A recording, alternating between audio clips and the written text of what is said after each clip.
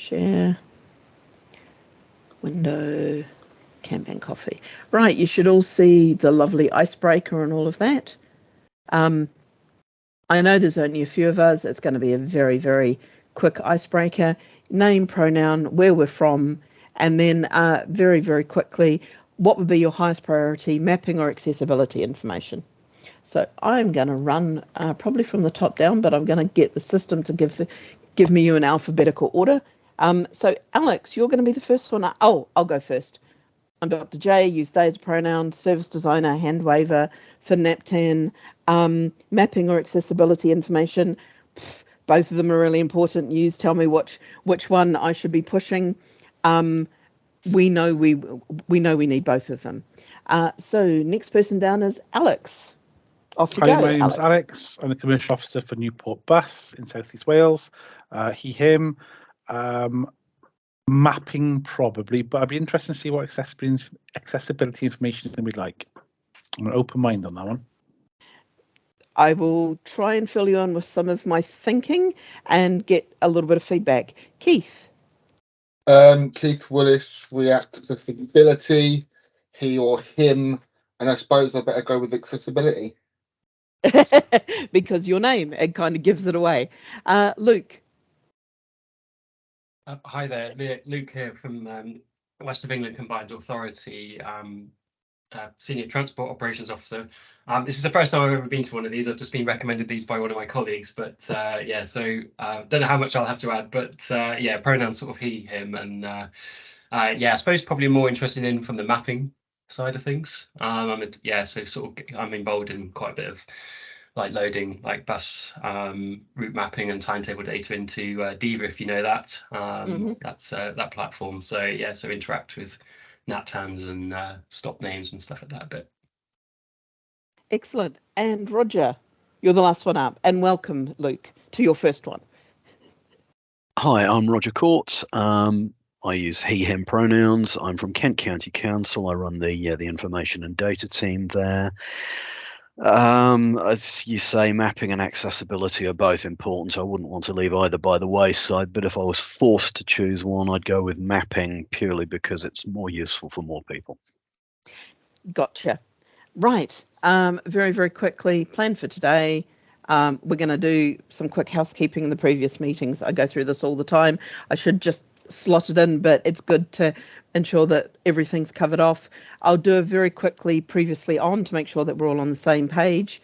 And then I will talk about what Kanban Coffee is and take us through some of the ideas, and we'll have hopefully quite a good discussion about it. And then there's a little feedback corner. And what I'll do during the discussion is I will do note taking on screen so you can see what I'm hearing. So if I'm not hearing things correctly, I'm not summarizing things correctly, you can challenge me straight away.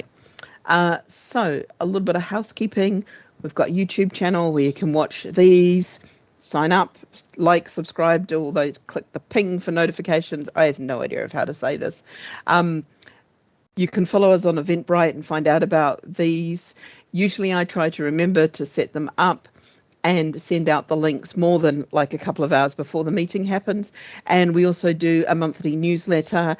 We also use the newsletter list for sending out if there's any downtime or issues with the system, if there's going to be any outages or anything like that.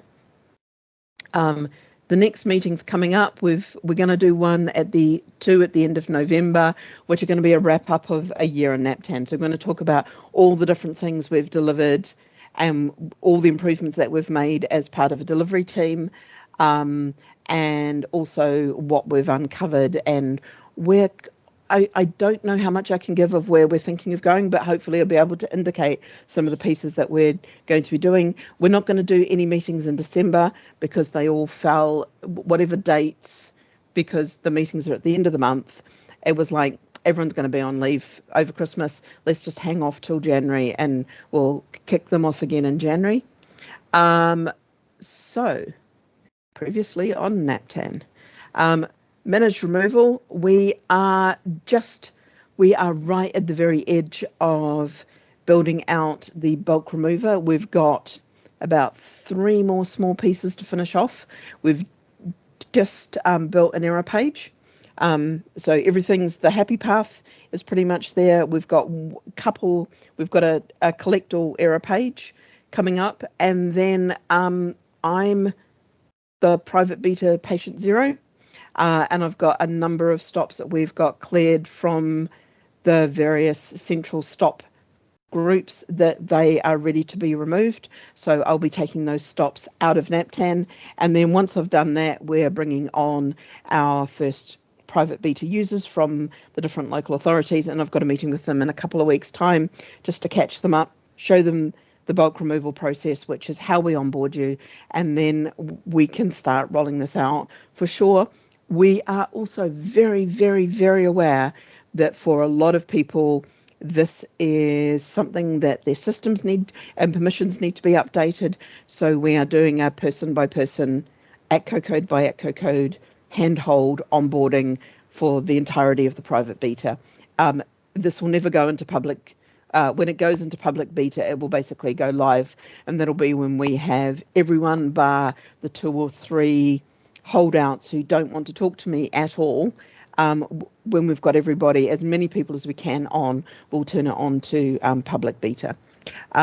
Because we've got to handhold everybody, we're just probably going to sit it in private beta for the longest time, just to make sure that everybody's got access and understands what they do, because this is a one-way process as well.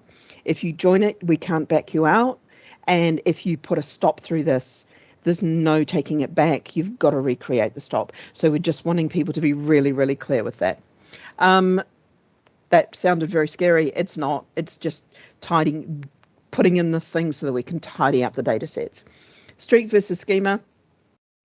We're still going to have lots of discussions about how the street and the schema align. I know that people put in a lot of thought into the schema, and over the years we've developed around 100 plus different data dialects for covering various things, and you can kind of see those within the system when you know what you're looking for now, because I've been that geeky. And what we're going to try to do is just see if we can coalesce people. We can't change the schema.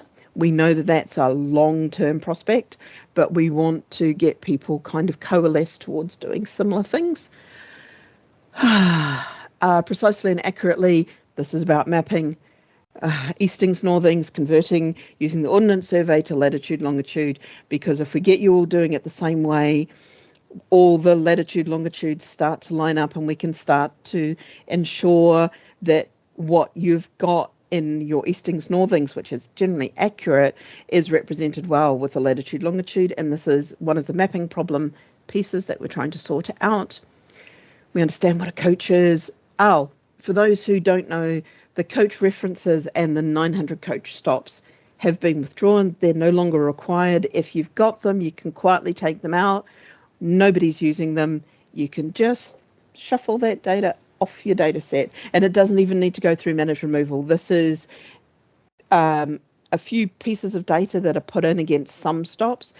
Then nobody's using it. It's not being used at all. It's of no value whatsoever. Quietly remove it if you can. If you're doing something and you think you need to put it in, don't. And if you're doing something and you think, oh, I could take that out, do. Roadmap, lat long. We're just figuring. I know it feels like I've been saying this for over a year, because I have. We are still we're currently looking for a mapping solution, and I can go into that more when we hit the Kanban coffee time around mapping. There is complications, and I can explain some of the complications. And if you've got ideas of how to solve those, yes, please. We discovered there's a lot of different ways of building your ATCO codes and your NAPTAN codes. Everyone seems to be doing it differently, or has done it differently, at least in some places have done it in more than one way in their systems. If you need help deciphering your previous ways of doing it, we've got some spreadsheets that we can use that allow us to build you out your NAPTAN codes, that will build you valid NAPTAN codes on the pattern that you've already been using, and we can do the same for ATCO codes as well if you need it. It's just a little bit of data analysis help that we can help with. And data retention, I talked about it quite a few meetings back. That is the next thing that we're going to tackle, and we should have it done by December. There should be no impact to you whatsoever. The one impact will be we will be very clear how far we can roll back something, or we can get you data backwards. But we've literally got terabytes of data that we can clear down to and host a very small amount, and still maintain the backwards compatibility and the quality that everybody needs. So just to ensure that we're all on the same page, I'm going to do, I did this to the bus forum the other day, so I'm just going to run through it again. Hopefully if I run through it enough times, I'll get totally smooth at it. What does NAPTAN facilitate? What is this thing that we're working on actually doing? And making sure that we are all thinking about exactly the same thing. So what does NAPTAN facilitate? This is Beryl. Beryl lives in Bristol. Beryl wants to see her friend Beverly. Beverly lives in Birmingham. So the journey NAPTAN is facilitating is Beryl using a travel planner to get from Bristol to Birmingham. It sounds so simple. It sounds like the easiest journey in the world, but we know that it's not, because to get all of that data together for Beryl, there's quite a lot of data. So the local authorities propose, plan and provide a bus stop. They put the data into the NAPTAN data for a local authority. They provide that to us, which is combined to the national data set that is then pushed up to data consumers. We have also got bus operators who consume the NAPTAN data and use that to build out their routes, to do their planning and their bus, how many buses do you need and how much staff do you need, all of that planning and staffing information. And that information is published to both TNDS and BODs by the local authorities and the bus operators. Usually, sometimes I know that these are not hard and fast roles, but I've done my best. Then there's also all the on-the-bus systems, your next stop announcements, your ticketing and your fare zones. There's your disruption feeds, and then the real-time bus information, your Siri RT information, which is your schedules, your incidents, and where to bus, which feeds into your real-time bus information screens, which is at the bus stop, but also on the apps. All of that information feeds into the different consumer apps and the printed timetables, and that means that Beryl catches the right bus in the right place at the right time for the right fare, and NAPTAN is the thing that sits underneath everything enabling this to happen. Does that make sense to everybody about NAPTAN? That was a fly past. Seems like what NAPTAN does. Excellent. It's kind of one of those ones of, it sounds so simple, but until you spell it out, you also don't, a lot of people don't realize how much information is fed from NAPTAN, and how important NAPTAN is to a lot of this. So really easily, NAPTAN's currently 97% bus stops. It should only be 95%, a job I'm trying to fix. A bus stop is where the bus stops, because we've gone through that. That was one of my first ones. And a fixed stop is measured as a 1 metre by 1 metre square, centred on where the passenger needs to stand to get a bus. And that's really important, that idea of it's where the passenger needs to stand. It makes it a lot easier at some bus stops, which are, what do they call it in London? A tail stop, where the sign is at the opposite end of the bus, of where the bus will stop. So it's actually where the back of the bus should be. And those are quite difficult ones. If you make if you do everything from the flag, those tail stops are quite hard to communicate to users. If you do everything on where the users should stand, it just makes sense all the time. The user knows exactly where they should stand. Just passengers, making life easier for them. Eastings, Northings, we've gone through that, and every bus stop is represented with various codes, which is your indicator, usually your ATCO code and your NAPTAN code, and then the QR codes are usually using either the ATCO code or the NAPTAN code to generate those QR codes from your various systems. That's a very quick, deep breath. So I know there's only 4 of us. This is going to be totally relaxed. While it's recorded, none of this promises anything, because I get to go and propose stuff to people. I don't get to go and say, we do this. I get to say, hey, we should do this. So the idea of a Kanban coffee is we take ideas, we vote, We vote on those ideas. We talk about the highest voted one for about 20 minutes, just kind of talk through how you're seeing it, how I'm seeing it, what the various things are, and we then decide which of the next ideas we talk about. Does that sound a fair thing to try to do today? Yeah. Yeah. Enthusiasm. I like it. So what I actually have is I've brought across some ideas that we had from last time. So we have entrances to stations. They are inconsistent. Well, there are inconsistencies and complexities and all kinds of crazy there. The stop areas, a deep dive. There's national stops, who has responsibility and who should have responsibility.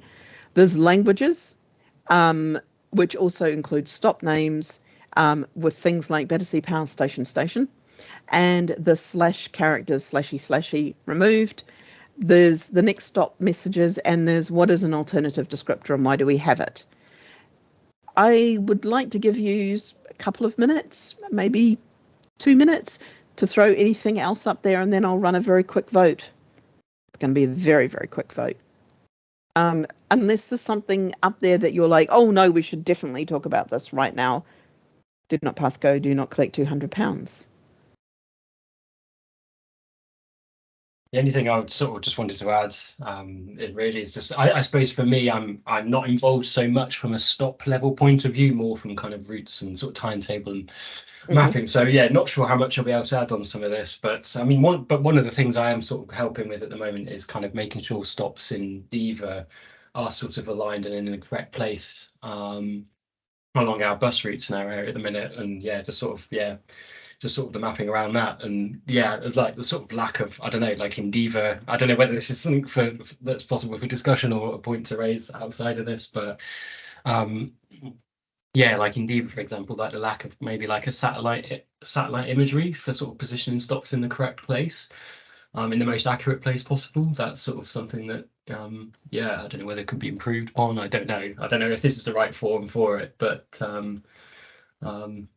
a good ask. It's a very good ask. We're kind of relying on, because obviously we've got so many stops without going to every single stop on the ground. We're kind of relying on matching with kind of Google Street View and satellite imagery there. But it'd be amazing if Diva, for example, would incorporate that. Yeah, that's a really good one. So is there anything, by the way, I'll just make sure, and I'm just going to grab the link and throw it in the chat so that you all can get access to the mural and vote along. So let's do it this way. Which of these should we talk about for the next 20 minutes? Roger, what's the one that you're like, oh, that one, that thing is the burning thing for me? Probably for me, station entrances. Okay. I will put a little one next to that. Luke, I know that you're a bit like, oh, deer in headlights, but yeah. Crikey. I'm guessing maybe stop areas or language or obviously I don't know. Yeah, and obviously the mapping into different routes, all those. Okay. Yeah. Stop areas. Right. Alex, you almost get the tiebreaker, or you just get me going for one of these. Oh, I was going to go for stop names. Sorry, particularly that Battersea Power Station thing. Yeah. And the amount of arguments we have where do we include the locality or don't we include the locality? Because sometimes it makes sense, perfect sense, not including it, but other times it's absolutely useless when you just get post office.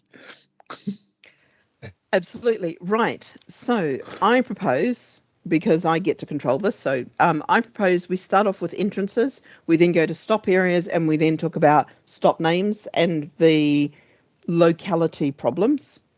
I'll just change this to localities, because there's an ordering that some people recommend, but it's not programmable.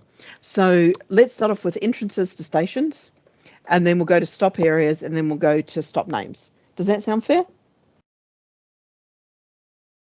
Works for me, but I'm first on the list. So, entrances to stations. Right, let me just grab this. Move over here. So, Roger, tell me what the biggest problem is for you with entrances to stations. And I'm assuming you're talking just rail stations, or are you talking I'm talking underground rail stations? We don't have to deal with, we don't have metro stations of any type within Kent to worry about, but I would imagine that the problems there would be more or less the same. The issues that I've got at the moment revolve around who controls the darn things, and the fact that under the old system of NAP10,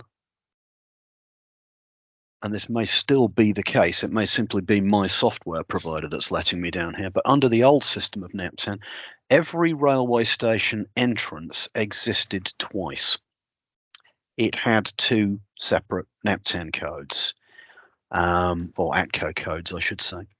The first one would start with the national prefix, so it would be 910, then the tip lock code, then an identifier at the end if there was more than one entrance. And the second one would be a sort of shadow copy that would sit inside the local NAP10. So it would have the local authorities NAP10 prefix 240 in our case, then the tip lock code and the indicator. So the only thing that differed was the prefix. Now, in recent times, with the DFT's NAP10 editor disappearing, the ability to manage those seems to have gone downhill.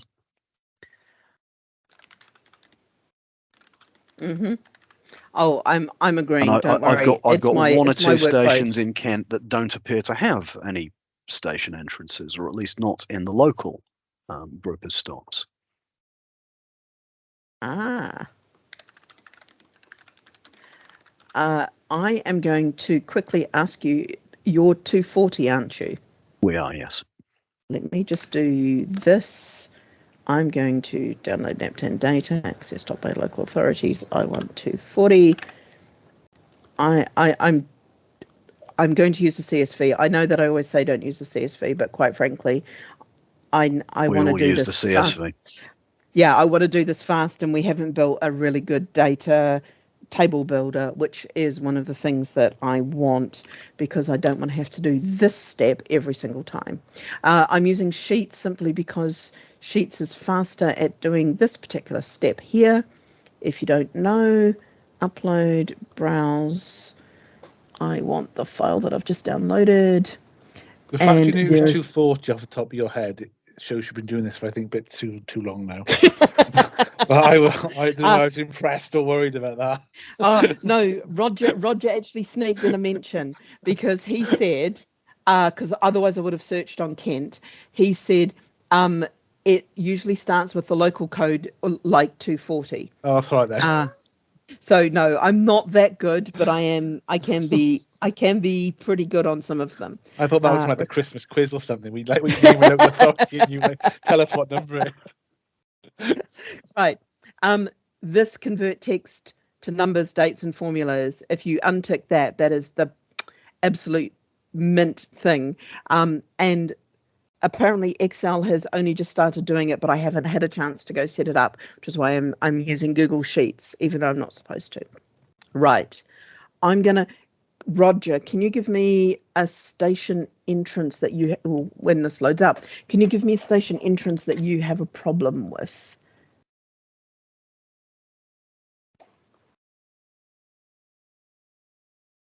Not off the top of my head, I can't. Let me see if I can find something. See if I can do bus stop type. Stop type. There should be it's an RSC, isn't it? Railway station entrance, yes. Yeah. Just clear, and we'll grab all the RSCs. Yes, I am that geeky Alex that I do know my stop entrances though. Right, those are all yours. Okay, so we've got double ups for most of them. But I can see one here where you've only got one. Is that a relatively recent one? 2016. No, not that recent. If anyone sees a singleton, just a new hive. Is that recent? 2013. No. Okay, then that's not even a double. That's Northfleet. It was one above. Here we go. Northfleet 2013. No. I could do something smart and do this by date. Actually, let's do that. Let's see if I can order this by date. Sort A to Z. Sort Z to A. Get the most recent ones. So according to this, you haven't added a new railway station entrance since 2018. So, yeah. And you've got Chilham Railway Station. Is that one that you've got a problem with? No, it was more the fact that the old DFT provided NAP10 solution, crude and garish as it was in many ways, and a real eyesore to look at, had an extremely robust tool for managing tip lock codes. Essentially, it was aware of all of the tip lock code is the code for the station. Mm-hmm. So in this particular case, that would be the CLMN part of that code. It's assigned to the station at a national level, and you will see these stations appearing with I think it's 910 for rail, isn't it? Yes. Prefix. I'm going to grab up another sheet that will help explain some of this while you talk, because we have just done an audit, because while you thought that was a really, really good solution, it was not. Okay. Because I just did the first complete audit of the railway stations versus the list from the DFT National Rail tip lock data set. So we took the two, combined them, and did what was essentially a manual match all the way up and down. Was the only way of doing it. So I went through like the couple of thousand rows, and we have 23,000 that are good. 2,338 that are good. 6 that need to be added to NAP10, although we've since found another 8. So I'm just having a meeting with the rail peeps to figure out, is it 6, is it 8, is it 14, is it 7? How many of these do I need to add, and when do I need to add them? Like, if it's something that's not ready till mid-2024 and they know about it and they know where it's going to be, can I add it now and indicate that it's not going to be ready till 2024? There's 155 that need their names updated because we have name issues all the way through. Because none of our stations have platforms, we have 80 where we need to put platforms in at the stations. That will stop us having to have multiple versions of the same station. So, for example, Clapham Junction, we have 4 Clapham Junctions because we have 4 Clapham Junctions. And so planning anything from to and from Clapham Junction, you need to know which Clapham Junction rather than know which platform. So if we put platforms in, you can actually start to plan. And then the 76 stops to be removed. So these are railway stations that no longer exist as railway stations. Some of them have been converted to be metro stations, and some of them no longer exist at all. But they're within NAP10, and we have 89 once we sort out the platforms that we can remove the extra duplicated stops. For example, the 4 Clapham junctions will become 1 Clapham junction with a pile of platforms. So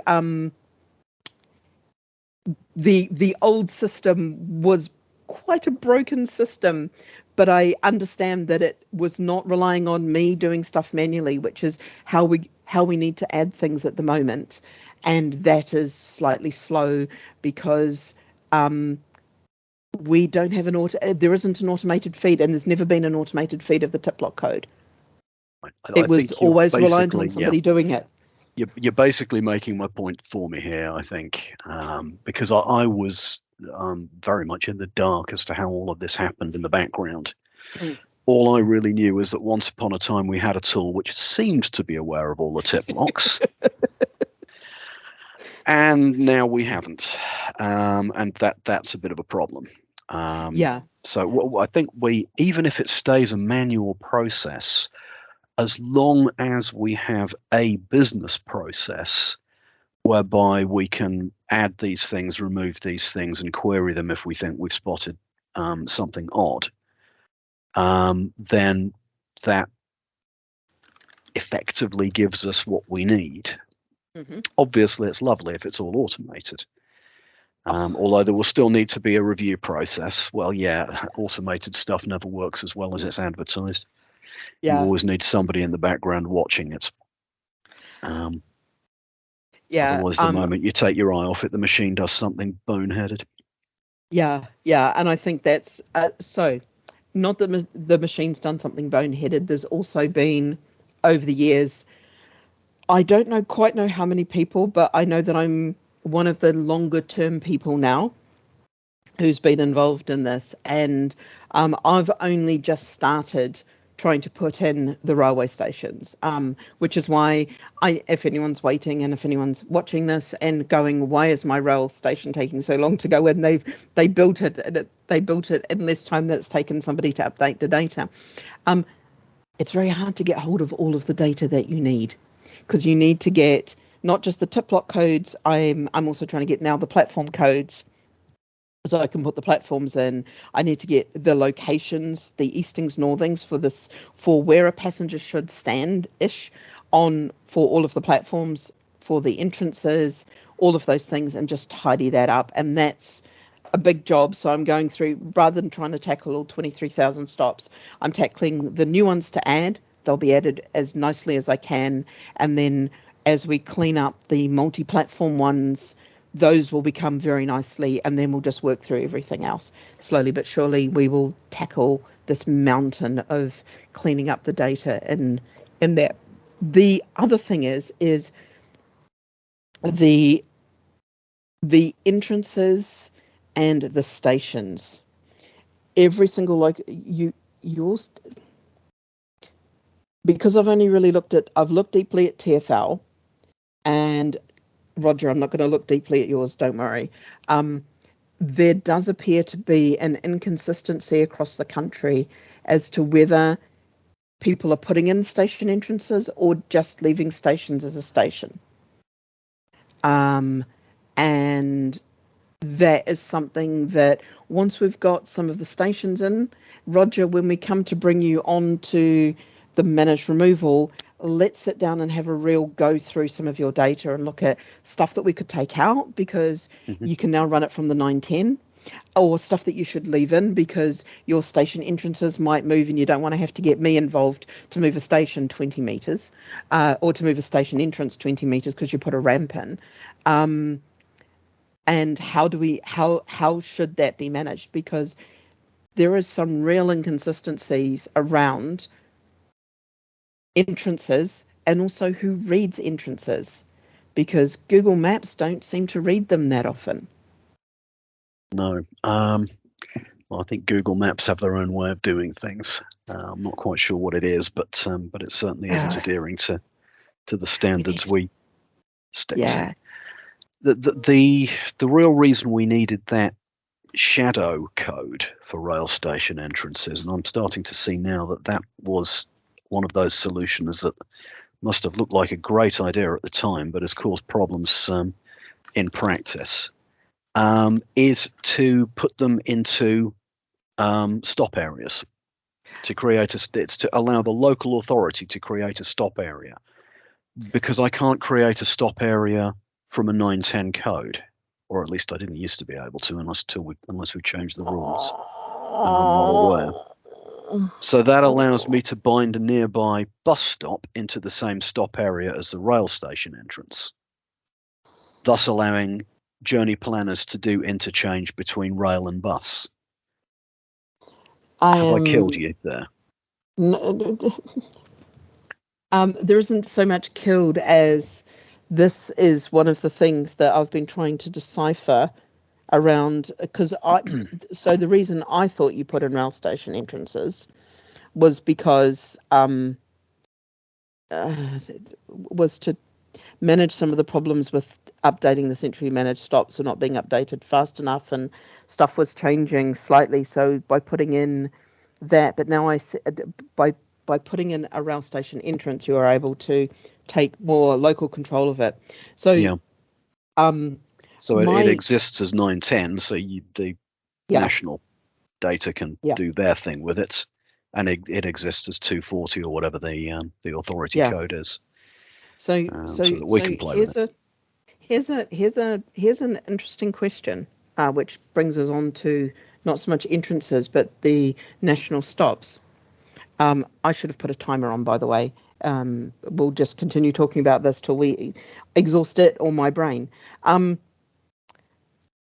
They're centrally managed stops because in the previous system, the ability to edit this data could not be spread out, and it had to be centralized. I want to understand the business reason behind centralizing this, because, and here's my question, Roger. You know when a rail station's built in your manor, don't you? Yes, I become aware of it at some point as it drops into conversation around me. You haven't really got a business process for telling me that, but it usually percolates through. Yeah, somebody tells you, by the way, we're building a ginormous rail station just down the road. Or I hear somebody 2 desks behind me talking about it. Yes, exactly. Yeah.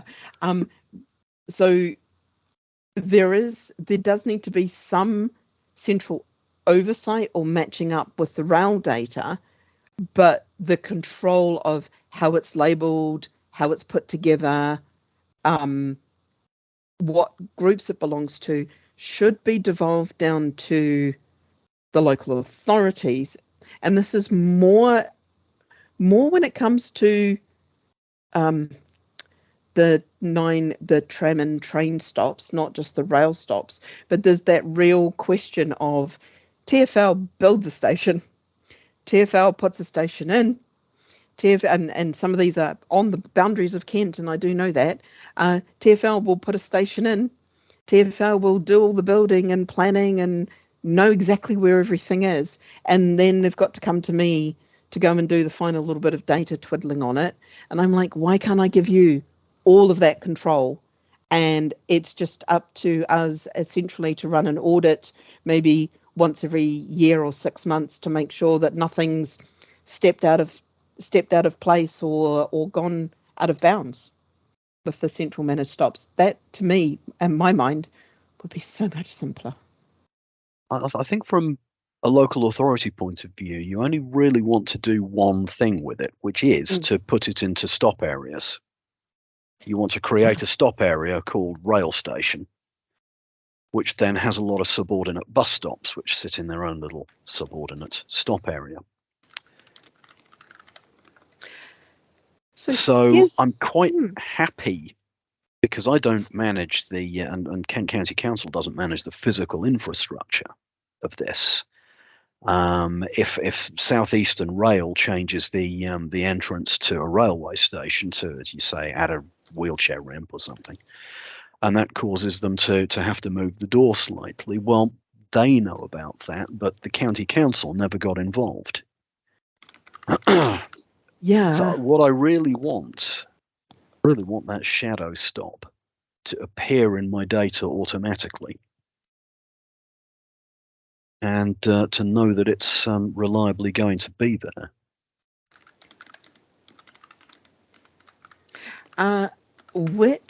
Now, remind me which system you use. You're on Diva, or you're not on Diva? Locally we're using Trapeze Novus FX. Right. To maintain our NAP10, but that is then going out to Travelline Southeast, who used to use Diva, and may still use Diva for the number crunching in some way, but no longer buy the whole package before it goes off to TNDS. and then where they do whatever they do at their end. yeah, and then I hate to say this, and Ito World, please don't be upset. Then some of that then gets picked up and put into Ito World and Basemap and some of the others, and they do something else or other manipulations.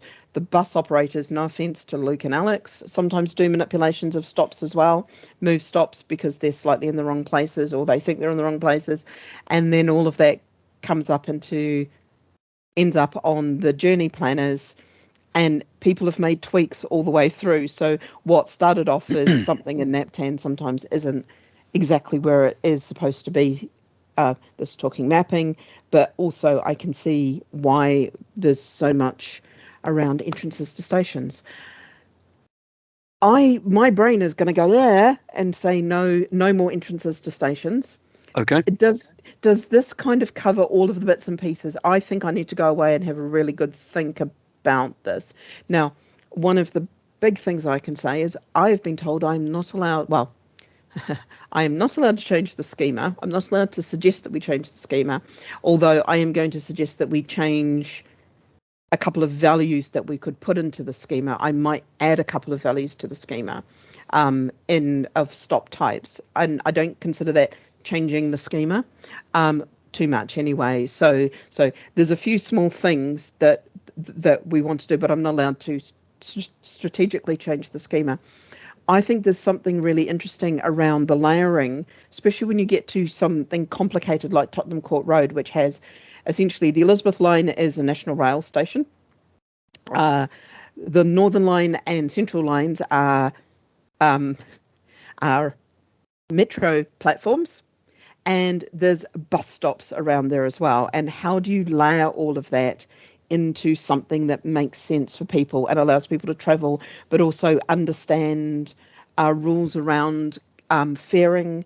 It doesn't matter quite so much in TfL, but there are other places where there's slightly different fare rules. It does matter in TfL sometimes, because if you have a train travel card and you try to travel on the tube with a train travel card, you'll end up being told off that you've got the wrong travel card, because trains are not tubes and tubes are not trains. And even if you're in the centre of London, they are slightly different. So there's nuances on the nuances, and there's something interesting around how this is layered how this is layered now compared to how we thought it might be layered when we built this in 1990 something, 20 something. So 20 something years ago, it might have looked a little bit different to what it looks now. Anyway, long story, I will have a look at this and see what I can do to try to make things make more sense without changing the schema so far. But also, I wanted to do a lot around matching stops. So once I've got the proper list of what the rail stop order is, Roger, I will find I can't easily find the ones in Kent. I will send you the rail stop audit of what's going to be removed, so you know the stops that you might want to remove when we get around to bringing you onto the new system. How does that sound?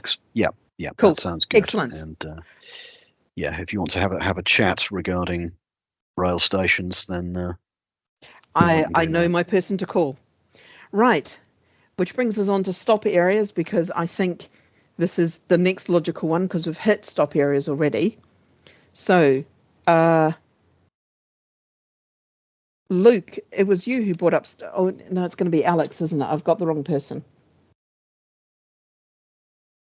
Who was stop areas? Alex has run away to go grab a coffee. Sorry, no, mine was stop names. So Luke. Yeah, Luke. maybe, yeah. I might not have much to add, but it's just if I had to pick one, it was probably that. Yeah, sort of stop areas. Yeah. So talk to me about how you see stop areas, because you're doing buses. You're making buses do things. So how do you see stop areas from buses? So are we talking? Are we talking like the kind of bus stop on the ground, and the sort of like location of them in our data? So is that what? Yeah. Okay. Yeah. Yeah, well, I mean, I suppose just to sort of reference sort of the exercise I'm doing at the moment, really, is we've sort of just been asked by First, our kind of main sort of bus operator in the region, to sort of tidy up our data at the moment, because I think there are some shockers in some areas where like stops are just nowhere near positioned correctly as to where they are on the ground. So I think, like, particularly North Somerset, for example, I'm told there's some shockers there. I haven't got there yet. We're just sort of starting in Bristol, and it's just a desk-based exercise we're doing at the minute. But sort of agreeing exactly. Kind of one of the points we've been discussing is exactly where to place the DEFA sort of stop on the mapping. Should it be where the bus pulls up, where the passenger should stand? We're trying. I think we've kind of agreed that we'd put it roughly where the passengers would stand and where generally the bus would pull up, right to the edge of the cage. So I think that was one thing we were sort of. It was an interesting discussion point, definitely, about exactly where it should be located. But I mean, it's very much a desk-based exercise, really. I think going forward, long term, I think we're having a bit of an asset data capture as well, which will involve people sort of going out on site and sort of getting like latitude and longitude sort of information. But for now, at least, as well, we're sort of kind of reliant on a bit of a desk-based study, really, and kind of using kind of Google satellite imagery and Street View, really. Sort of I only use DEVA, really. But the sort of lack of satellite mapping in there, and it uses OpenStreetMap data in there. It's not absolutely perfect still.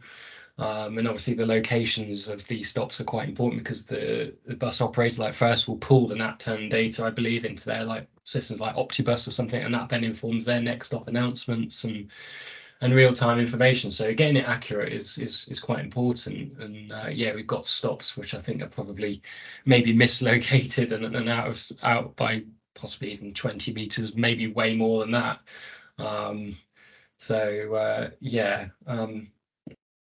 I suppose like kind of just definitions of where exactly we should be, plotting bus stops on, on the mapping, and is there any way that we can improve our ability to map them more accurately, like with satellite imagery or anything like that? I suppose is a point of interest for me. Excellent. So these were all excellent points. So first off, DEVA has a little, and I know Andy can talk a little bit more about this, because we did a bit of a bodgy data analysis, which I can't share because I don't know exactly where it is right now, of looking at how close your Eastings Northings were to the official version of the Eastings Northings. We did this. We did a quick pull. We used a very, very quick API that somebody built, ran it through some Google Sheets, and did a quick match and compare. Where there were no latitude, longitude provided, we couldn't do it. We know that DEVA has a little bit of an issue, because DEVA maps the stops within DEVA on a third system. So there is another system that DEVA uses, which is a flat projection, which doesn't account for bendy world. It assumes world be flat map. So some small meters will fit, stuff might be meters out there, and then it translates from that into Eastings Northings, and then I believe, to get lat long, takes the Eastings Northings, throws it back into its squares, and then takes it from its squares into a latitude, longitude. And one of the things we want to ensure is that translation is as close as possible to the Ordnance Survey version. And this is one of the things that, with the mapping solution, that I have suggested would be really good, is the ability to see the map. I made the suggestion of Ordnance Survey because government use government map, and it does Eastings Northings perfectly. And we look at the Eastings Northings, which is the data that everyone has to provide for a stop, and then we go, okay, so where is the latitude, longitude version of the stop sitting? What is the difference? And just move the stop to be as close as possible to the eastings, northings, and then read off that latitude, longitude and put it in the system. Because that seems to be, I know it sounds ridiculously simplistic, but it seems to be the most sensible way of making your latitude, longitude translations match, but also being able to see where the mismatch is huge. Like where the mismatch is a meter or so, yeah, it's annoying, but it's not going to be enough to really set somebody wrong. But if it's 20 or 30 meters out, it can mean that it's on another side of a field, on another side of an intersection, across a road, and that's where it starts to get a bit crazy. And I know from looking on Google Maps at various stops, because I do stuff like this a lot, how far out some of you are from where it's showing. So where I use Google Maps a lot, and you look for a bus stop and then you use the street view, and often I have to walk 3 or 4 street views to find the bus stop. Or turn around. And it's those kind of things, and I'm like, okay, I believe I know what system people are using. So that's one of the pieces, and that's why I think mapping's quite important, but it's complicated, and it's kind of one of those, I've got some ideas, everyone's got some ideas, and it's like, okay, well, we need to do a bit of research and a bit of discovery alpha. Let's see what this should look like. So where should we map them if we know about them? Where the person needs to stand is brilliant, because it makes it nice and consistent. It means that there's never any problems where the poles are at the wrong end or the poles across the road or something. Just tell somebody where they need to stand to catch the bus as close as you can. Roger, I see you got your hand up. Hi, sorry. I just wanted to jump in because my understanding of the Diva system, please correct me if I'm wrong, and it's changed in the years since I was told this, or whether I was just completely incorrectly taught. The Diva system uses a concept called platforms, doesn't it? And the idea behind that is that if I have a stop pair on opposite sides of the road, or if I have stops A, B, and C on the high street, those are all treated as being one platform within Diva. Is that still correct, or is Diva actually looking at individual stops now? Luke, you might be best to answer this, because I don't actually have access to Diva apart from reading all of their help manuals. Interesting. Oh, yeah. I mean, I might be getting off on a tangent here, because I'm still relatively new to a lot of this. I've only been a sort of data coordinator and then using Diva for 7-8 months or something now. But I've never heard any reference to the word, use of platforms in Diva before. But you say about like stop A, B, and C. Yeah, like usually that's like the Diva stop is kind of like a kind of red sort of circle, what sort of sits in the middle, and that kind of links all those stops together. There's not a separate sort of Diva stop for each individual stop, if that's what you mean. Yep, that's exactly what I'm getting at. So within Diva, actually, a stop is a lot more like a stop area in NetTown than it is an individual. Yes, exactly. It's a group. It can be an individual stop. If there's only one, but where you have a stop pair or a group of stops, it represents the pair or the group.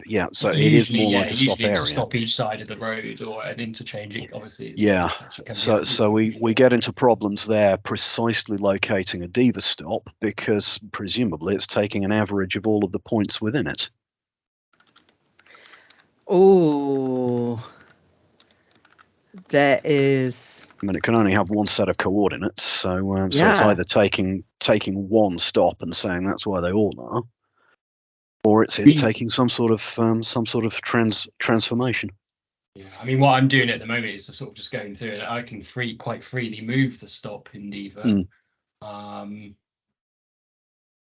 not using like latitude, longitude stuff. It's kind of just a visual sort of study that I'm doing at the moment. I can easily move the individual stops and the group's sort of Diva stop name.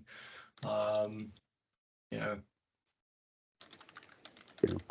when it comes to lat long and specifically locating a stop, and the fact that once you've translated it a couple of times, it can end up wandering off onto a different street. Yeah, this is why I have been saying all along that what we need is one official method for translating translating easting and northing to lat long. Otherwise, yes, you're going to get variations, and once you've run it through a couple of systems, it can do some really odd things. Absolutely. At which point, you may as well simply do that translation on the lat long when you receive the NAP10 from whoever's submitting it. So, in the previous system, in the previous world, they did do a translation of the eastings, northings into lat longs.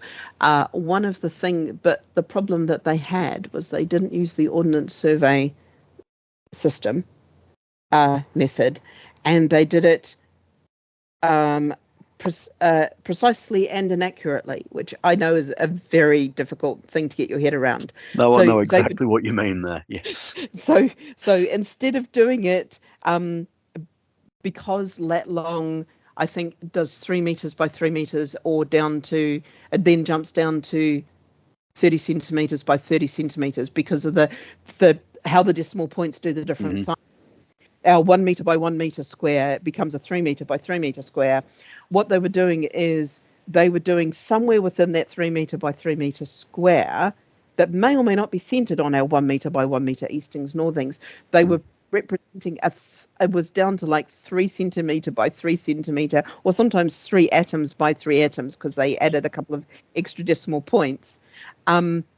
Somewhere within that random size, they would do a very, very precise location, which people were then taking and translating as the center of your 3 by 3. So you ended up with stops that could quite easily be 5 or 10 meters distance by the time people had done a couple of translations. And they were also, the old system was overwriting any data that the local authorities provided, hiding a lot of the problems with the local authority translations to latitude, longitude.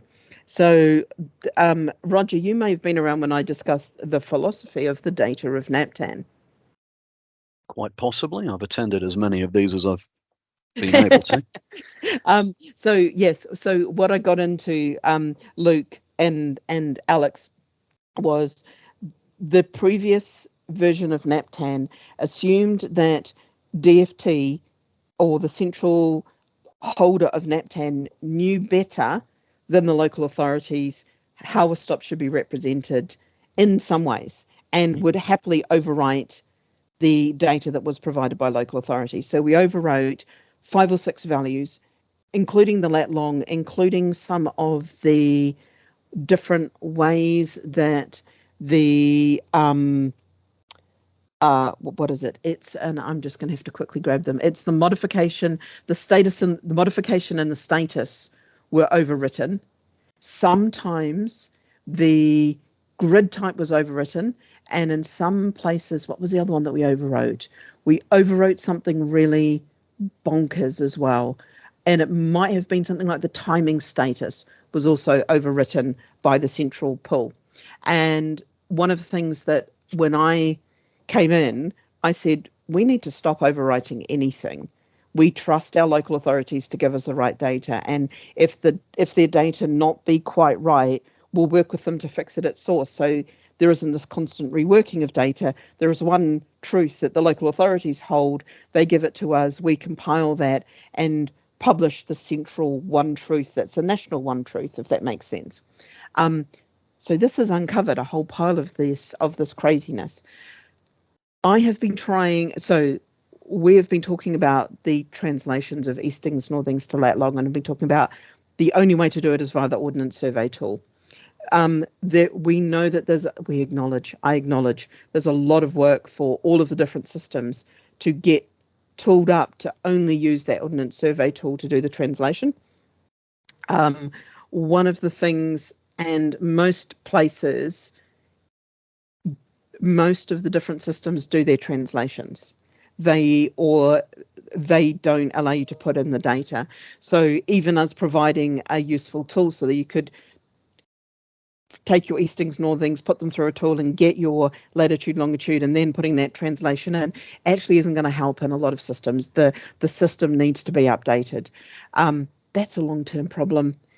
We need to figure out how to solve it. In the meantime, we just need to somehow figure out how to get your stop, whichever of the two systems you use, to at least be on top of each other when you map them, or close to, or next to each other when you map them, not distant from each other when you map them. And that's literally all I want to do, is just get the two stops to be on top of each other, or somewhere close to each other. Adjacent would be fine.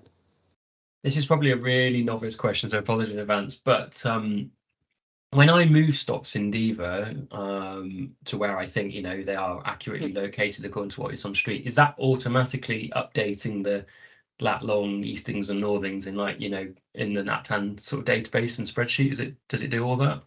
So when you update it in your Diva system and you then publish it to us, that should be updated. I don't know how it publishes to you, but I'm guessing you get a feed or something every week or something. I'm guessing that's how it works. Which area are you working? Your North Somerset? Well, Bristol is what I'm working with at the minute, but we cover Bristol, Bath, North Somerset, and South Gloss. Okay, I'll do Bristol and just see when did you last? You last updated that on the 18th of October. Right. So, you're working.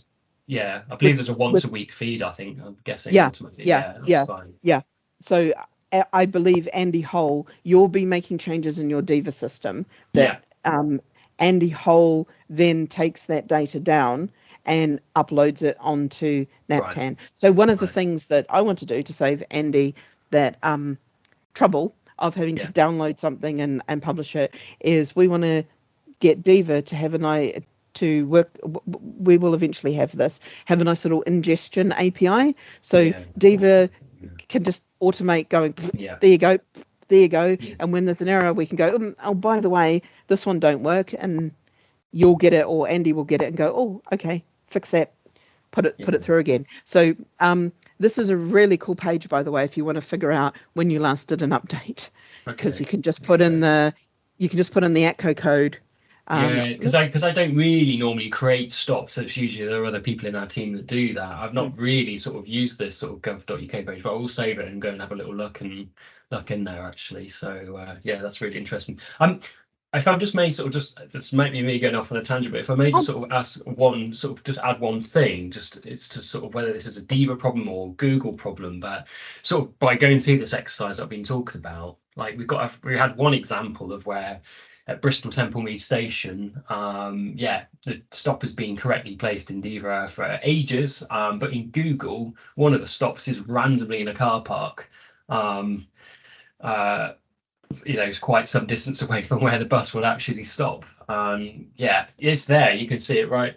Can you see that bus stop in the car park? Just that one there. Just gone missed. So that's one of them. There should be another one. Do you see where T5 is a little bit upper right?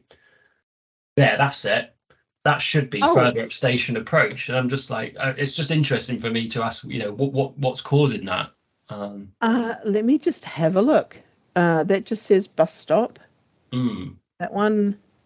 Oh, no. Okay. So one of the fun pieces that sometimes, okay, let's go and do this. We'll get some quick live data analysis going on. Let me just go back here, download NatTan data. Local authorities. What was the ATCO code? It was Bristol, wasn't it? Because we want Bristol Temple Mead. Bristol, Sorry, I just love. I used to listen to a Rowan Atkinson skit when I was back in New Zealand, and it always had Bristol and Bristol Temple Meads, and I always used to find it really funny that there was somewhere that was called Bristol Temple Meads, because I am. It's a peculiar name, isn't it? A bit different to most other stations, isn't it? It's a bit like, I just assumed it was a bit like Mornington Crescent that didn't exist until it did, and which blew my mind when I came here and actually would go to Mornington Crescent Station to go to work for the first couple of months I worked here, and I just giggled every day. I think people just thought I was some balmy person on the tube, because they'd go Mornington Crescent and I would just go, wee. But yeah, as far as I'm aware, it's never been placed in the car park in Diva or anything like that. And I'm just curious as to why Google has got it in such I'm an just odd going to have a look location. here. Let me just see if you. Bristol Temple Meads. Oh, that's the rail station entrance. So we want. What is it called? It's Temple Meads T6. Okay, fine. Do you know how often Google updates with sort of bus stop movements by any chance? They should be updating all the time from us. I was under the impression it kind of happens maybe every few weeks or something. Maybe Google, No, maybe longer than that. We should ask the lovely the guys from Ito World. So remind me to take that to them. So there's a T6. Oh, there's only one of those. Where did you go? Where is T6 gone? Highlight T6 for me, please. Show me where T6 is. There we are. Bristol Temple Meads Station. Station approach, T6. Yeah, so T6 is correctly placed, but it's T5, which is the one that seems to have wandered off into a car park. T5. Yeah, let's just have a look. So one of the reasons that I'm having a bit of a question is these NAPTAN code numbers should show in when you click on a bus stop in Google Maps, but sometimes they don't, and that's why I was a bit like, oh, that's unusual. So let me just also then have a look at T5 and T6 should be really close together. Okay.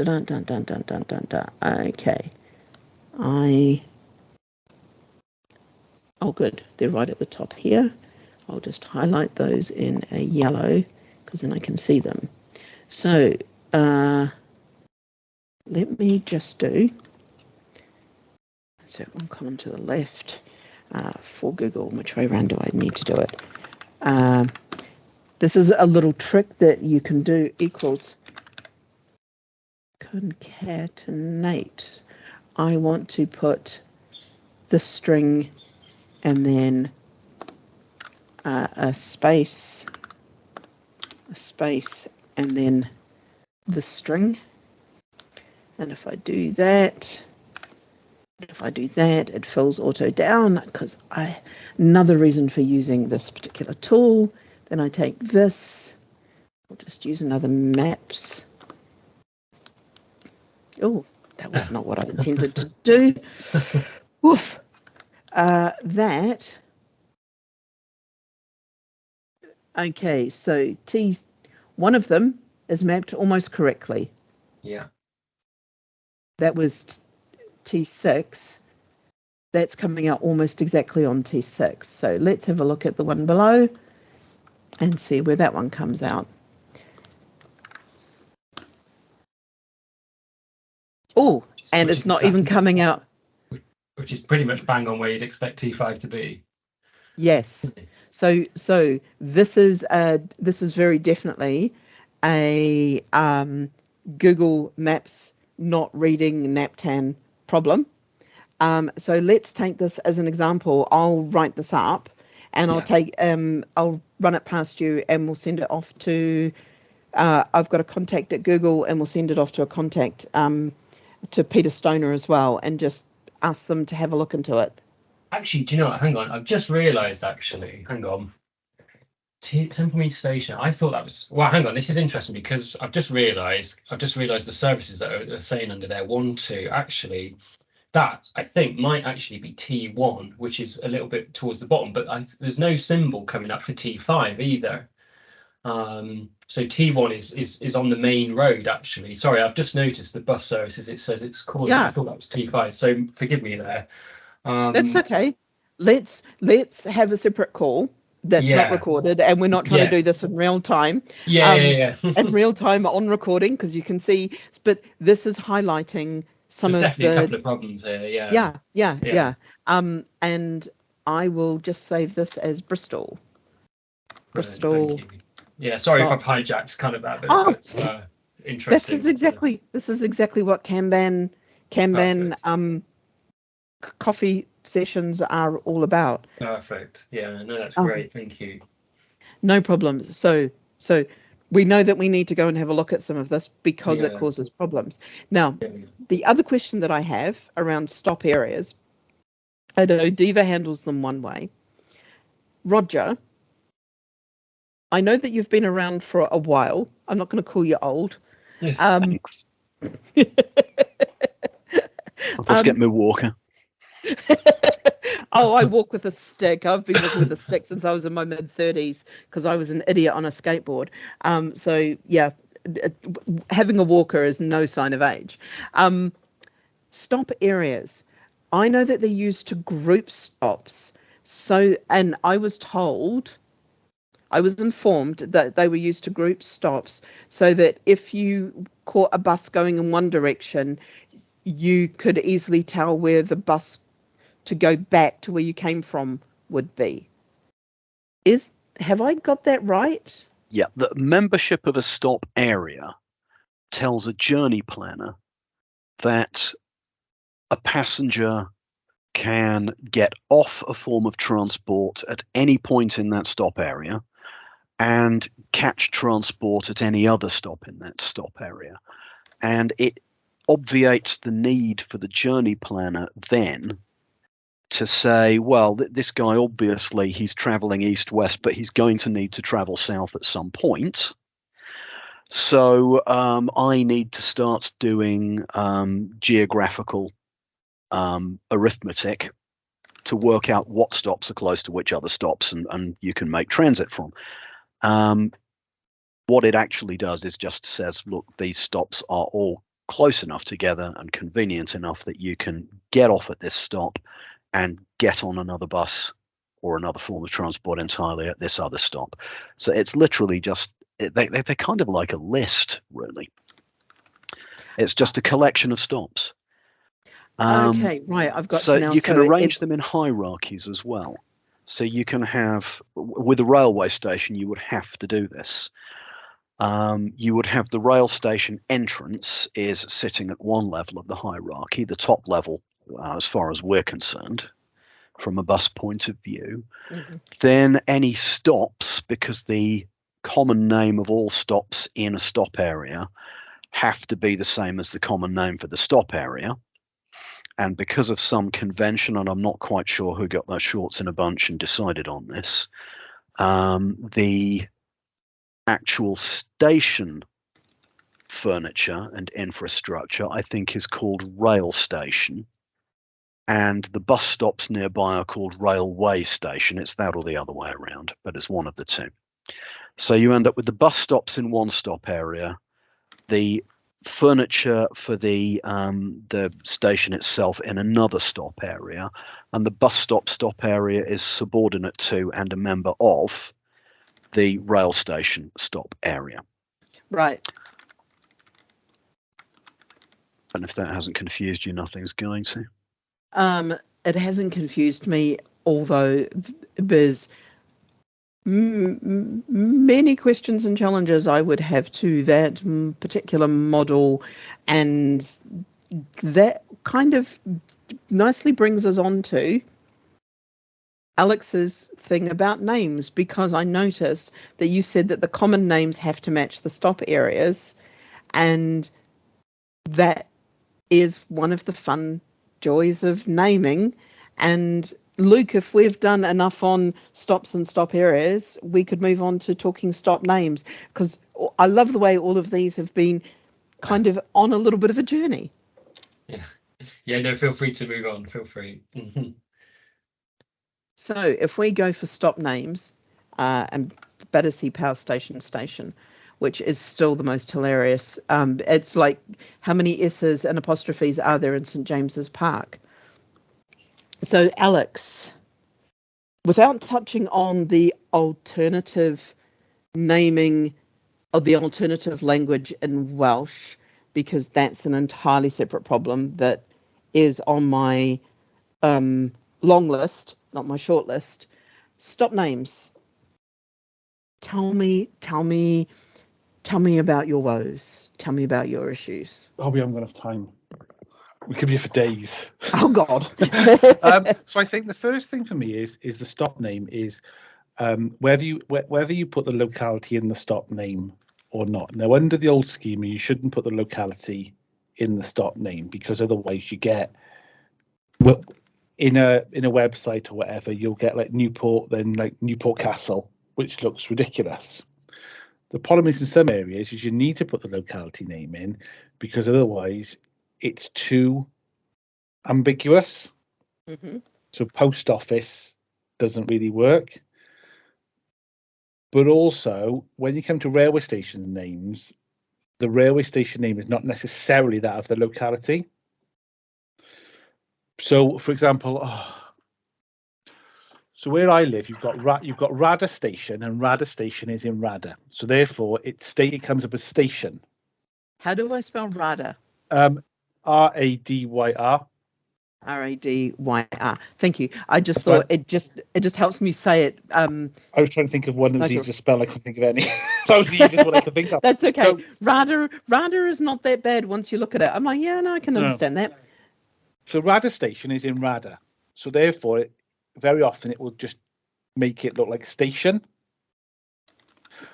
But the station in, I'm trying to think of one which is got like an odd name.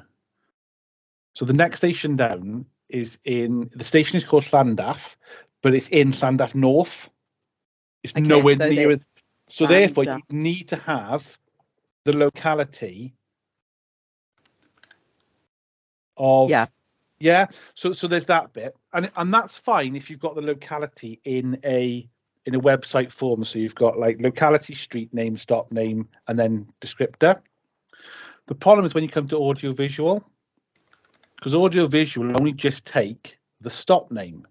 Well, on audio visual, that very often that makes no sense at all, because when you just say the next stop is post office, the next stop is station, that is so you end up having to put it in.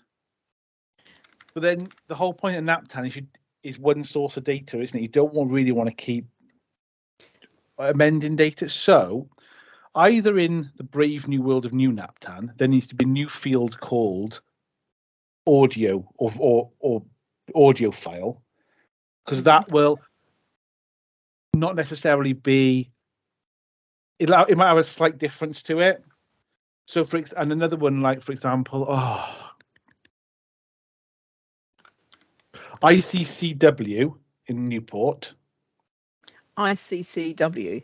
Yeah. Okay. ICCW in Newport. Yep. Which is the International Convention Centre Wales. Aha.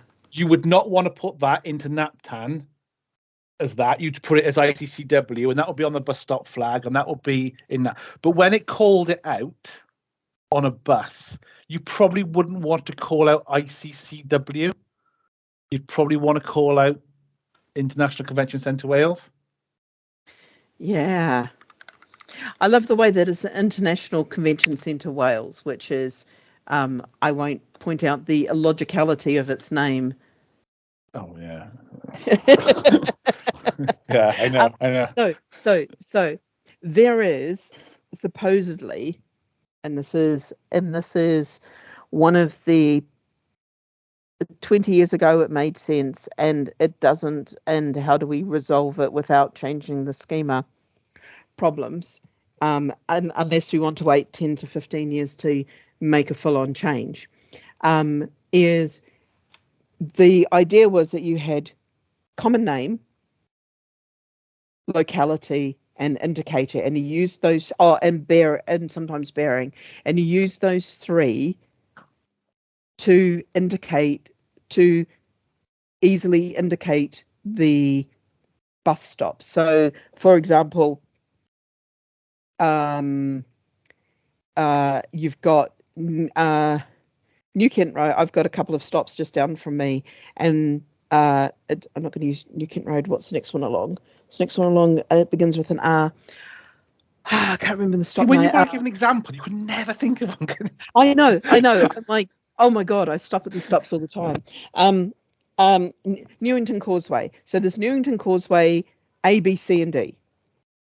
And so Newington Causeway, Elephant and Castle A, Newington Causeway, Elephant and Castle. B is the next one up. Newington Causeway, Elephant and Castle. C is one going in the other direction. And D is the next one going in the other direction. Really super simple. But the locality is not Elephant and Castle, because Elephant and Castle doesn't really exist as a locality, because it's one of those weird things of it's London, or Southwark, or whatever you want to call it. I don't think is actually put down as Elephant and Castle. And then we've got the trouble with indicators. So here are some of the problems with what was attempted that have come up with 147 different dialects. Some people are putting the locality in the common name. So you end up with Newington Causeway, Elephant and Castle A, because they've put the locality in the name. So when you try to join it together, you've got to recognize that you've got the locality in the name, and that is hard to do programmatically. Then you've also got the issue where the indicator, there should be less than 100 variants of indicator. There are over 12,000. Why are there over 12,000? Because programmatically, W bound, W space bound, W hyphen bound, W space hyphen space bound, capital W hyphen space hyphen bound are all different, and you've all done them different. And once I get you clearing out your dead stops, I will start just quietly getting people to make indicators like these. You've got 6 different ways of doing westbound. Let's choose one and just make all of your westbound exactly the same, and we'll just quietly drop off a lot of the variability out of indicator and get it down to something sensible. That's a goal. It's a reasonable goal. It's going to make a lot of difference to a lot of people just by sorting that out. Does this sort out locality? No, because we need to figure out a programmatic way of indicating when you should and when you shouldn't have locality show. And I honestly don't know. I think one of the things I'm inclined to do is keep NAPTAN in its current schema and place. And when we need to do something like this, we build little modules to the side that build off NAPTAN that are now allow us to kind of play and extend the schema and do things in a controlled manner, but they mean that we don't have to go in and change the schema. So we could do something like providing an AV version and a should you have the locality or not version of a name. That's a kind of principle that I'm looking at working towards, of just putting things off to the edge. And it's called, I've called it domain-driven data design or data development. I can't remember which way around. So it's looking at all the different domains and going, we've got a where. So you've got a where module, which has your Eastings, Northings, and has your locality and has your gazetteer and things like that on it. And then you've got a name module, which needs to link up to your locality module that also says, okay, so this is the name of the place. Do I need to mention the locality because it's a post office or it's a station, or do I do I not mention the locality because the common name is clear enough? And how would we indicate that? And just building a little tool off to the side that allows us to aggregate the data out of NAPTAN and just extend it that tiny little bit, publish it, and people can ingest it. That's my goal. Just it's a model called the Strangler Fig model that Martin Fowler uses a lot. Is the model? I'll send you the link from Martin Fowler if you like. Actually, let me see if I can find that. Martin Fowler Strangler Fig.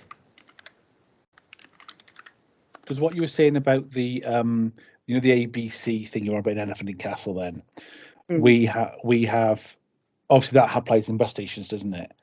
Yes. But if you put the stand number in the indicator, it's fine again when it's on a website and that kind of stuff. Very often when it goes into a third-party app provider, whatever, because they don't want all the little bus stops with like Adge, westbound, north, all that in the bus stop thing, they don't include that. The problem is then is all the things in a bus station just have just a bus symbol. They don't. So we've ended up having, we've done it twice. So like our stop name will be like bus station stand 1, and then we put stand 1 in the indicator as well. But again, on some things that looks stupid then, because you get stand 1. But my kind of logic is it's better to have it twice than not at all. But again, it looks stupid. And this is one of the things that I want to really start to dive into, because there's also issues around bus stations and coach stations and the way that they're coded up. Because when you do the coding properly, Victoria Bus Station and Victoria Coach Station are coded as exactly the same type stops, and it's only when you go several layers up that you realize one is a bus station and one is a coach station, but they're very, very different places, and you catch very, very different transport to very different places. One, you catch buses or coaches up to Edinburgh. The other one, you catch local buses from, and trying to make that much clearer so that it's clearer for people where to catch a coach. Because a lot of the way that we've done it, we've got the BCT stop, which is a bus coach, something beginning with a T. I can't remember what the T is, and Roger will probably tram. Thank you. But trams shouldn't use BCTs because they use proper tram stops, and coaches. Some bus stops that shouldn't have coaches stop at them are listed as coach stops. It's so Elephant and Castle is just a ginormous elbow now. It used to be a roundabout. It's now a ginormous elbow that has bus stops to pretty much everywhere in the southeast of London, and then heading up into both the city and the West End from Elephant and Castle. So knowing all the different stops and knowing how they're put together is really, really important. And it's not a bus station, it's just a whole pile of bus stops, which is quite different to something like Victoria Bus Station, which is the starting point for a lot of stopping point for a lot of journeys. And it's the way that they're coded up and the way that the stops are coded up, that coaches could indicate they could stop at them when they should never, is one of those things that I don't think Google handles it really well. And this is not to shame them. It's just because they see BCT, so they assume it. They list everything as a bus and coach stop. And I think they've only just started not doing that because they're misreading BCT as like a bus, a coach, or a tram could stop here. And I'm like, there ain't no trams. There ain't no trams in Elephant and Castle. So there's a lot of disambiguation or small tweaks that we could start to make a little bit clearer for the data consumers. I can't remember where I was going with that, but I know that there was a little bit around, that's kind of even some of the things around naming conventions, especially when you come to bus stations and all the stands, which becomes really even more problematic when you're in Scotland, because they call a bus stop a bus stand and a bus stand a bus stance. And I don't know why the Scots had to do it differently, but then also I don't understand. That's nothing on the Scots. Roger, save me from putting my foot in it.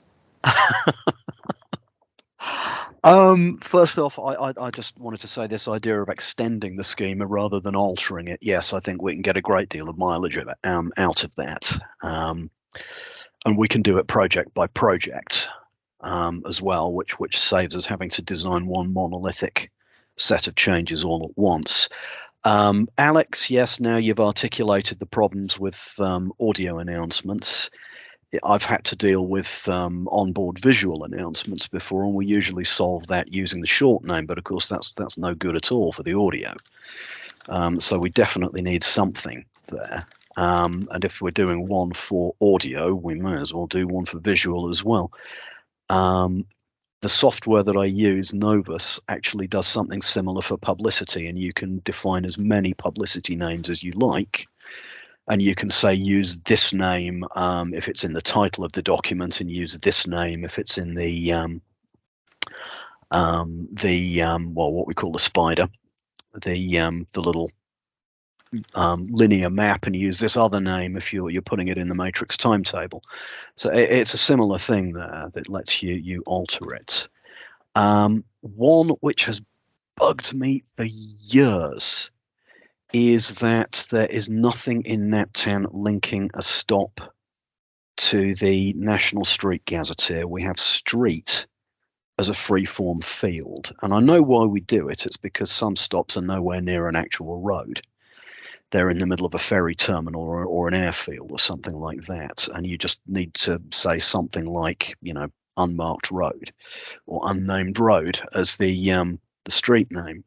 But where it exists, it would solve a lot of problems with the mapping, historically speaking, because we've always had that problem that I've articulated before, where you put a stop is located on the corner of a side street.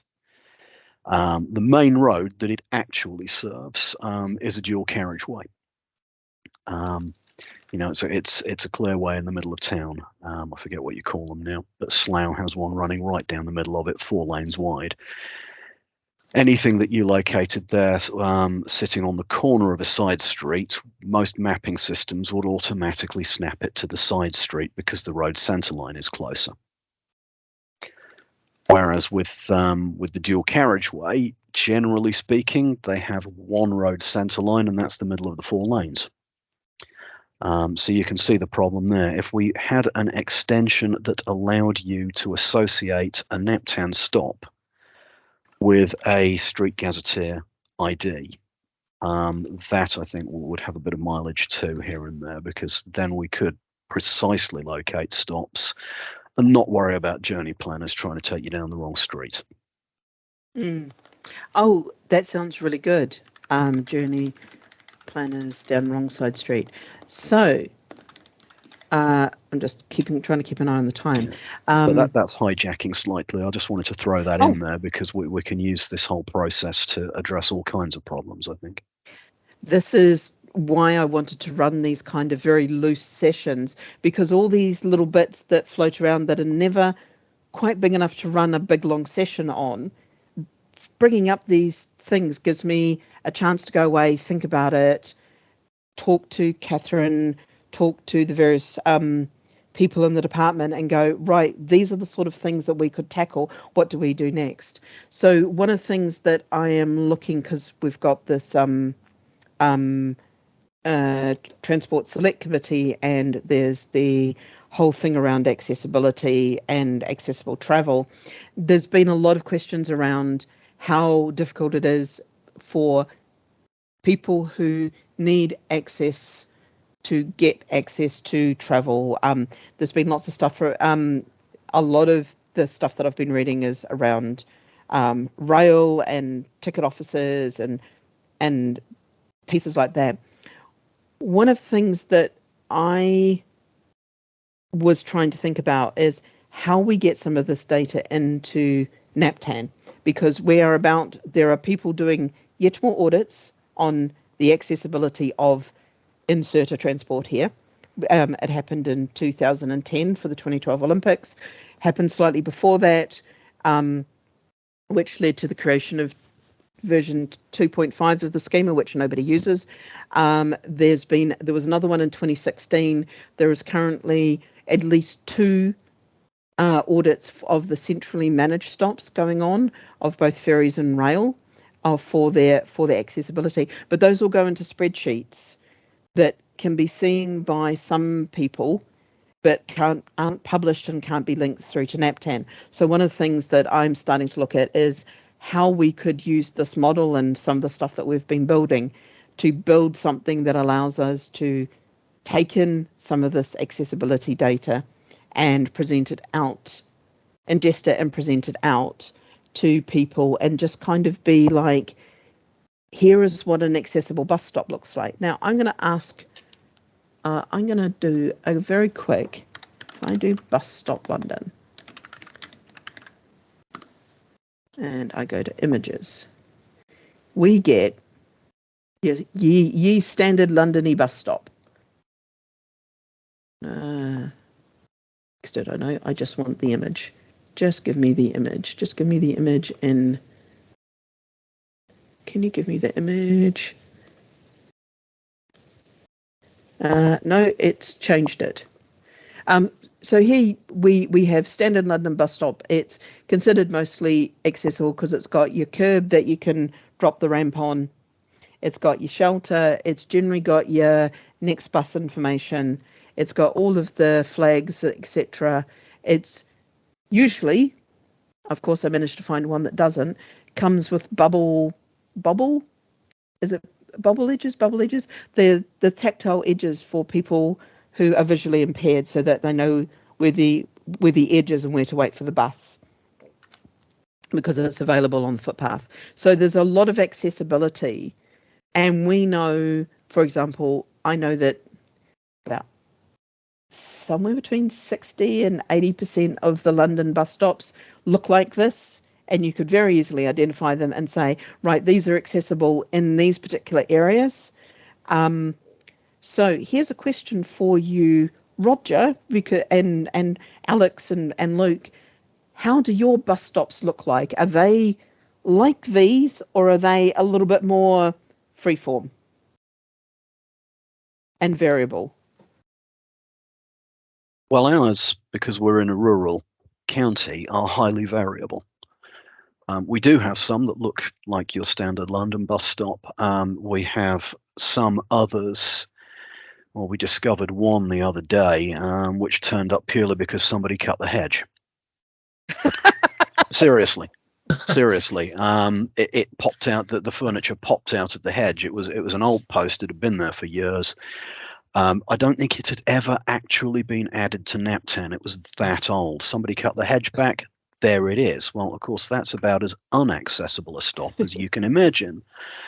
I've got stops which exist as a timetable case, bolted to the wall of a pub.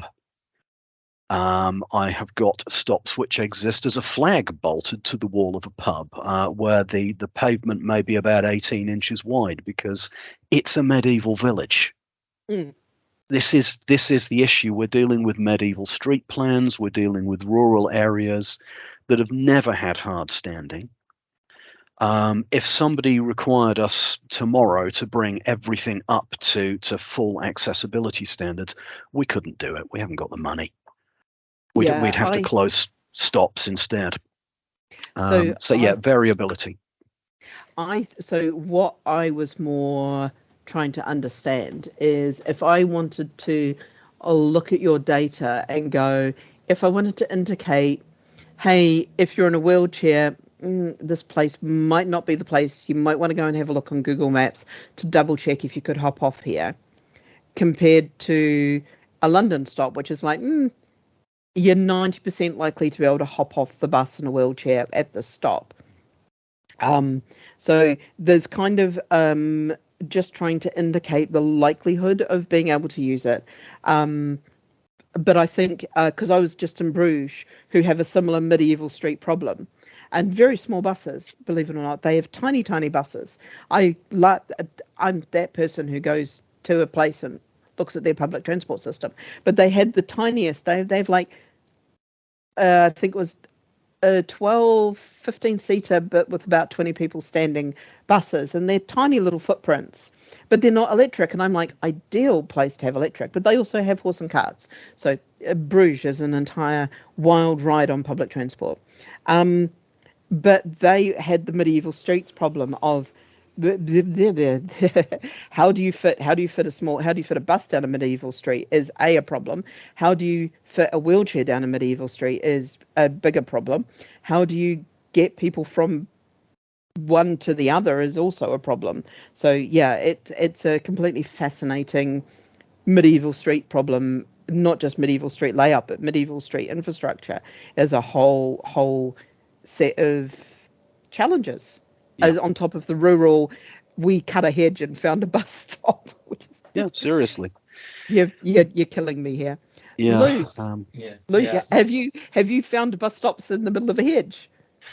plenty of hedges that are certainly encroaching on a lot of bus stops, but not quite had. I mean, I used to work at Bristol City Council, kind of maintaining some of the stops, but haven't quite had a bus stop pop out probably quite like that. But yeah, just to sort of echo what Roger said, really, a whole mix of stops that we've got as well. I mean, about 3/4 of our area is technically rural. I think so. Yeah, plenty of stops which are just cases on lampposts, or sometimes I think bus stop information might be in a community notice board or something. But even in the city centres, and in suburban areas, it's a mix of pole and flags and some shelters, but not all of them necessarily with perhaps raised curbs and etc. I think there's a team project trying to work on bus stop standards here at the moment, but because we cover a few local authority areas, the standards do differ quite a lot. I'm sorry, I'm just standards differ. I was just going to ask one other quick question. Yes, because this came up, and this is a question that was asked in the mailbox that I have said I will get around to answering this at some point. How marked is a marked stop? What constitutes a marked stop? Is it the cage on the road? Is it the pole? Is it a station? Is it a flag? Where do you draw the line between a custom and an unmarked stop and a marked stop? And Roger possibly has ideas. We've definitely got bus stops without cages on the road, so not all of them do. So yeah, and it's so you can have a stop that's custom, that's essentially unmarked. So it's got it doesn't have a cage on the road, it doesn't have a flag or anything like that, but it's still used as a bus stop. And then you've got those variations of marked. Do you need a cage to be marked, or do you just need a pole to be marked? Where is that line on what is a marked stop? That's always been the issue, I think, with custom stops. You're essentially saying this stop is unmarked. We therefore have to assume, because there isn't a kind of sort of marked option, we've just been assuming that marked is everything else. If you can identify it by bus stop furniture, it is marked. But that's purely because we chose to take unmarked as completely unmarked, because it's generally used for things like the War Memorial, that sort of thing, where you have an identifiable landmark, but you have no stop furniture. You could argue it the other way. You could say it needs to have at least this minimum set of furniture before it's marked. Anything else is unmarked. I'm not sure that there is an official standard.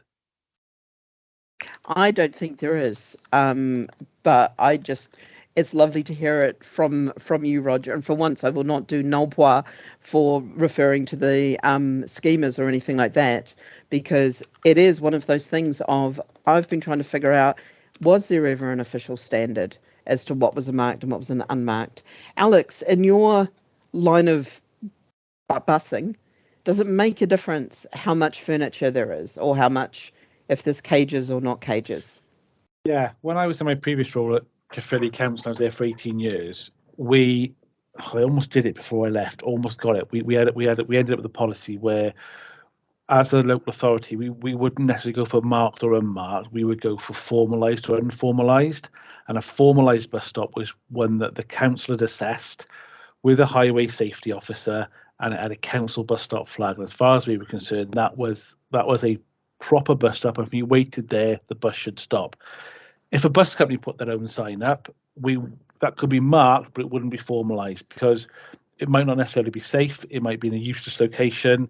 It might be on a lamppost, and the lamppost gets removed. So we actually got to a point where, using every bit of grant funding we possibly could, beg, stealing and borrowing, we marked, I think, every bus stop bar about 12.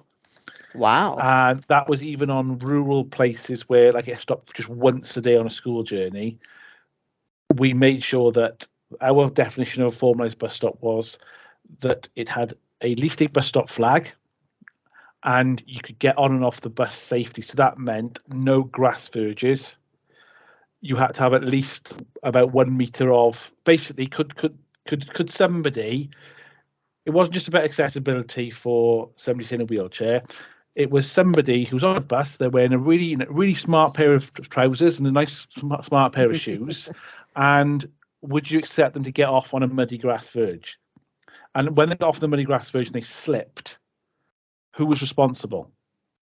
the driver, the council. So we got to a point where even if it was just literally a metre of tarmac square with edged in curbing, that was our sort of definition of a formalised marked bus stop. And we ended up getting rid of lots and lots of bus stops, and we had a lot of flack. But about 6 months down the line, nobody was really bothered, because I think everybody had this thing of, I don't have to have an argument with the driver. If a driver swaps depot, if we get a new driver on, and my argument with some of the drivers here, because we've got services in rural areas where that is a problem, and my argument has always been the same of, yeah, it might be stopped to pick somebody up there at 3:00 on a bright, sunny Sunday afternoon, but you've also got to stop there in the emptying down rain at 11:00 at night in December. Now, do you want to make that a bus stop now? And it's amazing how different that answer is, because my opinion is a bus stop is a bus stop, all winds, all weathers, all seasons. Absolutely. So I was just grabbing one, and I love again, I am a geek and I know exactly where I was going. So there's this one here called Hockeridge Wood. Let me see. So let's see how close we are to being able to find it. This is in Chesham. This is a real bus stop that I have stopped at and taken photos of.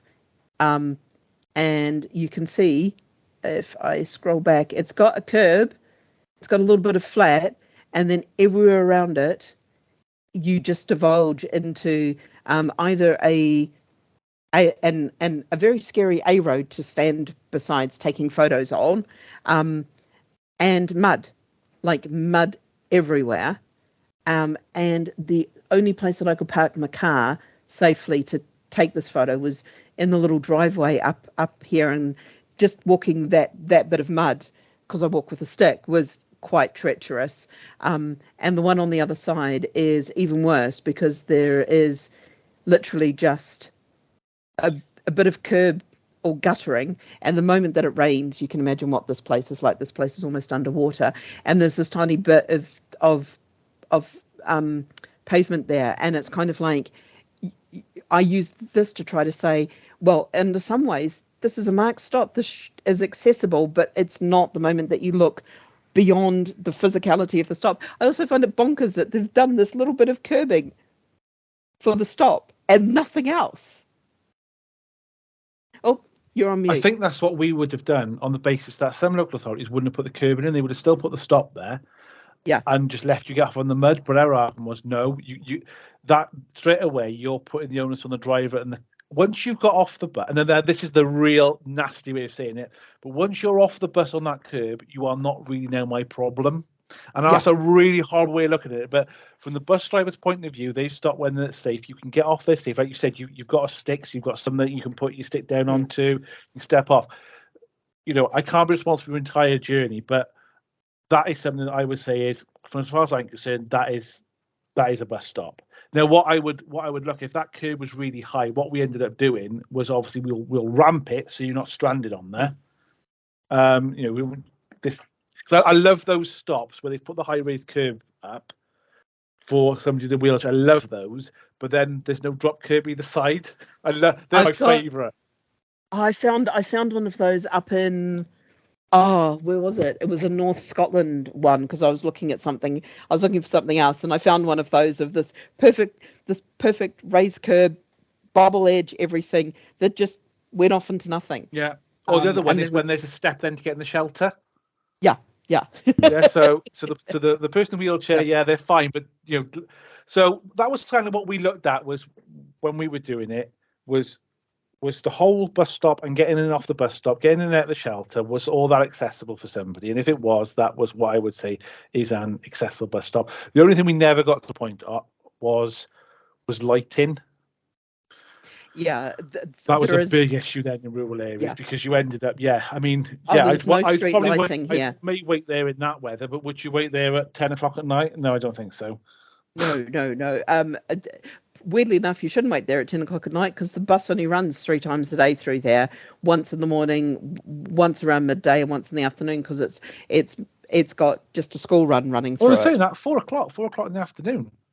4 o'clock in the afternoon would be, honestly, I'm a fairly brave person. I'm fairly robust.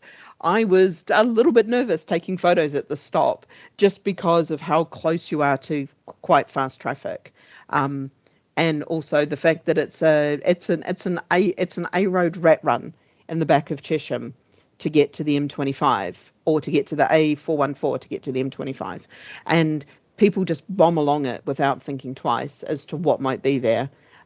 It's a bit of a terrifying The moment. problem you've got is what Roger said is therefore the only way of making that bus stop accessible is to actually remove it. Yeah. Then And it becomes almost more like, inaccessible. Yeah, and this is the dilemma. But Yeah. actually, sometimes that is the only option you've got. So for me, it's not. It's the agency.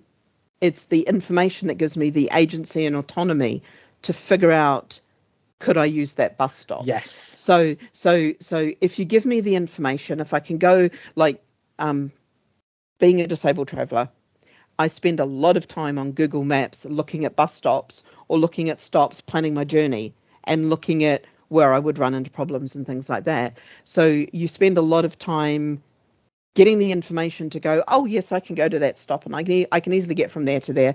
That's no problems. There's no real issues there. There's a bit of a hill, but I can do that. I can do that bit of a hill. Whereas other friends who are in wheelchairs look at some of the same things, and we need the information because we're able to have the agency and autonomy to understand our own travel needs, because one wheelchair uses yes as another wheelchair uses no. If you're in a power, one of my friends uses a power wheelchair and basically can have me running behind them with easily, because they can get up to 7 miles an hour or something ridiculous.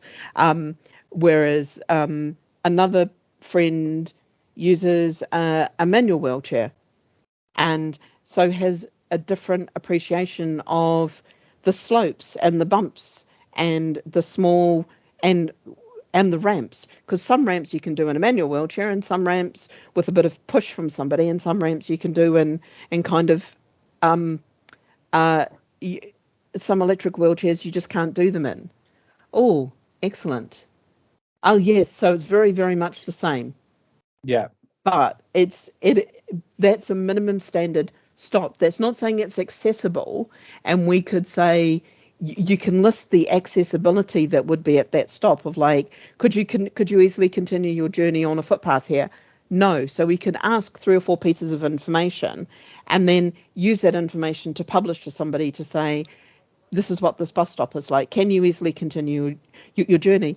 I've also seen in London, and then I'll stop and I'll ask for feedback because we're just about at time. A bus driver say to somebody who's about to hop off, oh, actually, let me take you to are you going this way or that way from the stop? And the person said, oh, I'm going towards the next stop. And the bus driver said, actually, I'll take you to the next stop. I suggest you walk back because the footpath is out just a little bit further up around the corner. So often the bus drivers know the space well enough to also help the person with that information of just going, actually, what you might want to do is go one stop on and walk back, or go backwards, because it'll get you round that restriction on the road. And I feel like a lot of the bus drivers, I know it depends on the bus drivers, but I think there's a lot of information that they would also bring. I don't know. Oh yeah.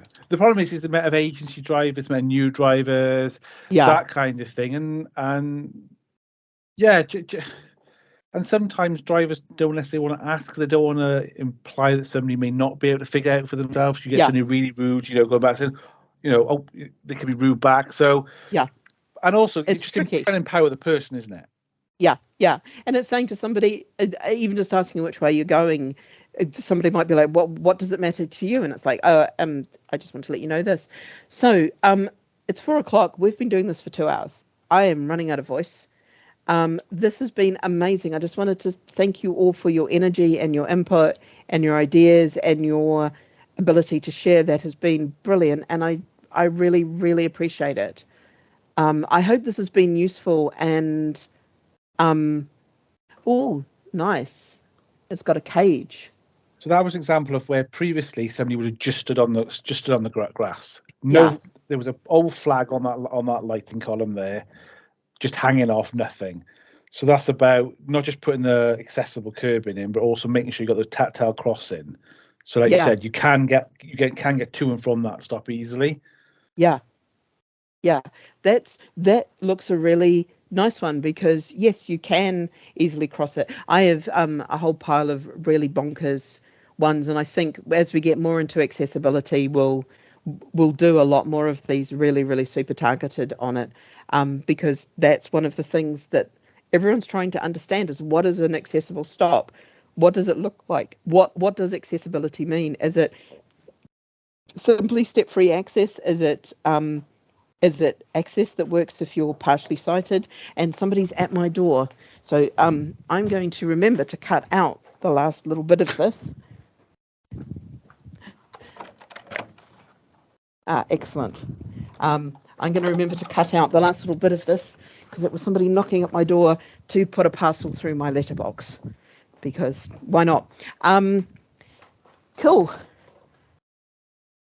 End. Voila. Is there... I'm doing this again on Thursday morning, which will be an entirely different set, but we'll probably run through the same... We'll start off with the same kind of questions and probably end up having completely different conversations. You're welcome to come along, but you don't feel compelled to come to the other one as well. And I will stop sharing. But yeah, I will also now stop recording.